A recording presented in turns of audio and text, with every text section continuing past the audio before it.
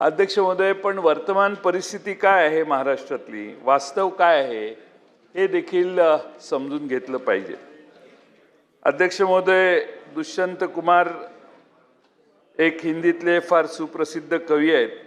त्यांच्या कवितेच्या ओळी आहेत, पीर परबरसी बही हो है अब पिघलनी चाहिए, इस हिमालय से कोई गंगा निकलनी चाहिए, सिर्फ हंगामा खड़ा करना मेरा मकसद नहीं, मेरी कोशिश ये है कि सूरत बदलनी चाहिए.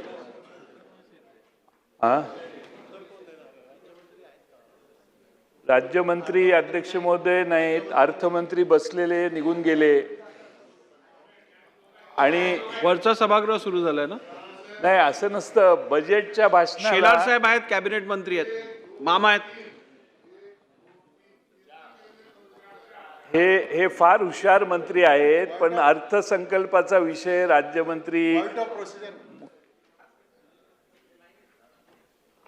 अध्यक्ष महोदय,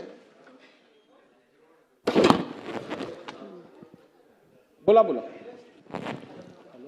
या सभागृहाच्या नियमानुसार अर्थसंकल्पावरची चर्चा ही कमीत कमी 4 दिवस झाली पाहिजे असं आपलं नियम सांगतो. आता त्याला आपण कर्टेलमेंट केली, 2 दिवसापर्यंत आलो. आपलं दिवसाचं कामकाज घेताना आपण या गोष्टीला प्रायोरिटी दिली पाहिजे. 6 तास जरी चर्चा काल झालेली असली तरीसुद्धा ती रात्री 11 वाजेपर्यंत मला तरी बोलू द्या, नाही तर तुम्ही तरी सचिव मंडळी अध्यक्ष स्वयंपूर्ण आहे, तुमच्या मदतीची गरज नाही.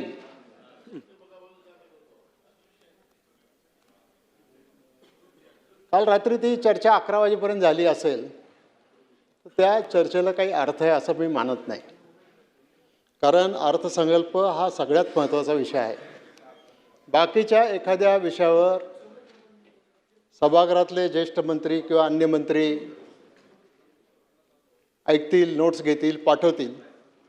पण असा एक प्रघात आहे की राज्याचा अर्थसंकल्पावर ज्यावेळेला चर्चा होते त्यावेळेला मंत्री तर सभागृहात उपस्थित पाहिजेच, पण राज्याचे मुख्य सचिव, वित्त सचिव, नियोजन विभागाचे सचिव या सगळ्या वरिष्ठ अधिकाऱ्यांनी या सगळ्या माननीय सदस्यांच्या भावना ऐकून घेण्यासाठी सभागृहामध्ये म्हणजे लॉबीमध्ये उपस्थित असलं पाहिजे.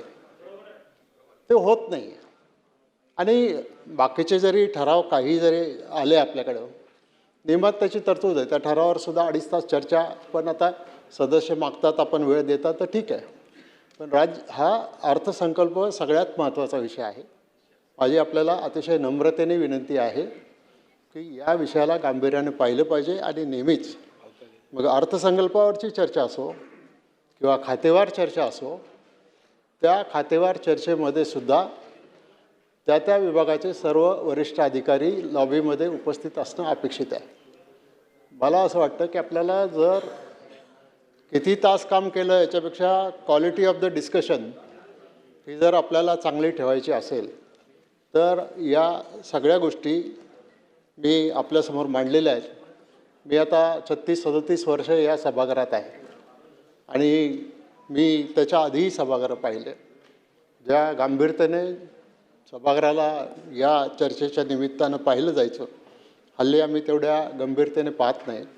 मला असं वाटतं की पॉलिसी मेकिंगमध्ये काही सूचना सदस्य करू शकतात आणि त्या पॉलिसी मेकिंगमध्ये सुद्धा खातेवार चर्चा होणार आहे तेव्हा आम्ही बोललो तर संबंधित विभागाचे मंत्री देणारच आहेत उत्तर. पण जनरल डिस्कशनला जरा थोडं महत्त्व दिलं पाहिजे अशी मत आहे. कृपया आपण याच्यावर योग्य तो निर्णय घ्यावा. ठीक आहे. सन्मान्य सदस्य, ज्येष्ठ सदस्य श्री दिलीप वळसे पाटील साहेबांनी अर्थसंकल्पावरती चर्चेसंदर्भात काही बाबींवरती सभागृहाचं लक्ष आकर्षित केलेलं आहे. त्या संदर्भात मी सभागृहाला अवगत करू इच्छितो की आपल्या सर्वांनाच विदित आहे की काल महिला दिनासंदर्भातली चर्चा घेणं आवश्यक होतं. सगळ्यांचीच भावना होती की जागतिक महिला दिन असल्यामुळे त्या चर्चेला प्राधान्य देणं आवश्यक आहे.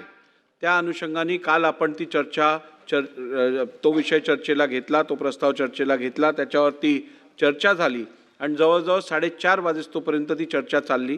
त्यानंतर आपल्याला इतर कामकाज होतं, काही लक्षवेधी पेंडिंग होत्या, तरीही त्याला प्रायोरिटी न देता आपण एक्सपेक्टेड असल्याप्रमाणे आपण बजेटच्या चर्चेला, अर्थसंकल्पाच्या चर्चेला प्राधान्य दिलं. त्यावरती मी आपल्याला सांगितल्याप्रमाणे जवळजवळ 5.5 तास त्याच्यावर चर्चा झाली.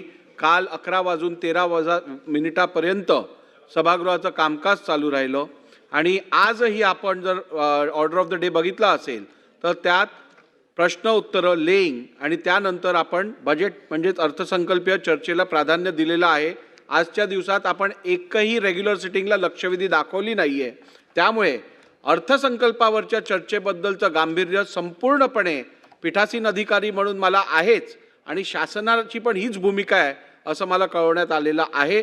त्यामुळे माझी विनंती अशी राहील की वेळेचं सगळं मॅनेजमेंट करणं हे केवळ अध्यक्ष म्हणून मी हे करू शकतो तुमच्या सगळ्यांच्या सहकार्यातनं. काल मी विनंती केल्यानंतर 4:30 वाजता आपण आपल्या महिला दिनाच्या प्रस्तावावरची चर्चा थांबवली. त्यामुळे मला खात्री आहे यापुढेही सभागृहाचं सहकार्य मला प्राप्त होईल, जेणेकरून महत्त्वाच्या विषयांवरती आपण योग्य वेळ देऊ शकू. चला पुढे जाऊया. अध्यक्ष महोदय, आणि दुसरी बाब जी आदरणीय वळसे पाटील साहेबांनी इकडे सादर केली की इकडे ठीक आहे, मंत्री इकडे आपल्याकडे 4 कॅबिनेट मंत्री आत्ताही सभागृहात उपस्थित आहेत, ते योग्य ते नोटिंग करत आहेत. वित्तमंत्र्यांना ते योग्य ती नोटिंग कळवतीलच, मुख्यमंत्र्यांनाही कळवतील. परंतु अधिकाऱ्यांसंदर्भात जी भूमिका आपण मांडली त्याच्याशी मी 100% सहमत आहे.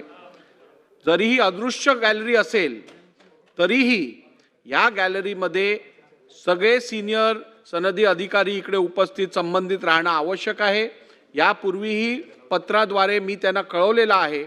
ही शेवटची संधी मी राज्याच्या ब्युरोक्रेसीला देत आहे. जर का यापुढे अशा महत्त्वाच्या चर्चेच्या दरम्यान ACS लेवलचे अधिकारी गॅलरीत नसतील तर त्यावरती योग्य उपाययोजना हा सभागृह करण्यासाठी सक्षम आहे, याची नोंद घेण्यात यावी.